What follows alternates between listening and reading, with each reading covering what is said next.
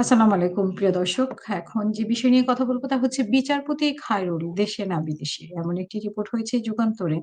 বলা হয়েছে দেশের বিচার ব্যবস্থা ও গণতন্ত্র ধ্বংসের অন্যতম কারিগর সাবেক প্রধান বিচারপতি এবিএম খায়রুল হক।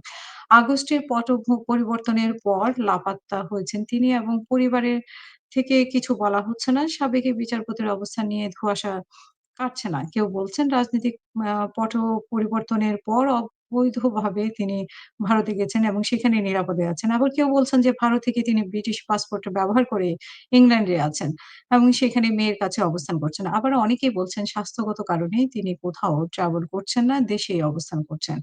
আর সাবেক প্রধান বিচারপতির ছেলে আশিকুল হক জানিয়েছেন তার বাবা যেখানে থাকার সেখানেই আছেন। এ বিষয়ে একজন গোয়েন্দা কর্মকর্তা বলেছেন, খালেদ হকের অবস্থানের বিষয়ে বেশ কয়েক ধরনের তথ্য পাওয়া যাচ্ছে। এর মধ্যে উনি বলছেন যে ২ ধরনের তথ্যের কথা বলেছেন যে প্রাধান্য দিয়ে কাজ করছে ২ ধরনের তথ্যকে এবং ঢাকা মহানগর গোয়েন্দা পুলিশের যুগ্ম কমিশনার মোহাম্মদ নাসিরুল ইসলাম এবিএম খায়রুল হক কি দেশে আছেন নাকি বিদেশে অবস্থান করছেন এই বিষয়ে আমরা সুনিশ্চিত করে বলতে পারছি না।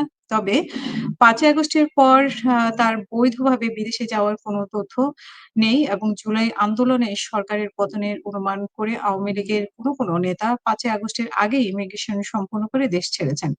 মহিউদ্দিন খান আলমগীর দেশ ছেড়েছেন ১ই আগস্ট। তার মধ্যে তার মতো অনেকেই ৫ই আগস্টের আগেই দেশ ছেড়েছেন। কিন্তু খায়রুল হকের ক্ষেত্রে ৫ই আগস্টের আগ মুহূর্ত বা এর পরে দেশ ছাড়ার কোনো তথ্য পাওয়া মানে তথ্য নেই গোয়েন্দাদের কাছে।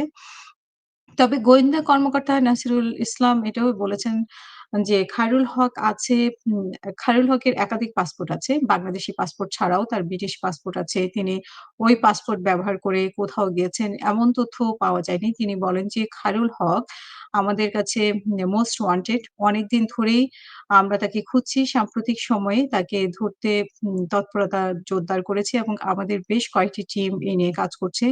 তাকে পেলেই আইনের আওতায় আনা হবে। তো দেখা যাক কি হয়। ভালো থাকবেন। আসসালামু আলাইকুম।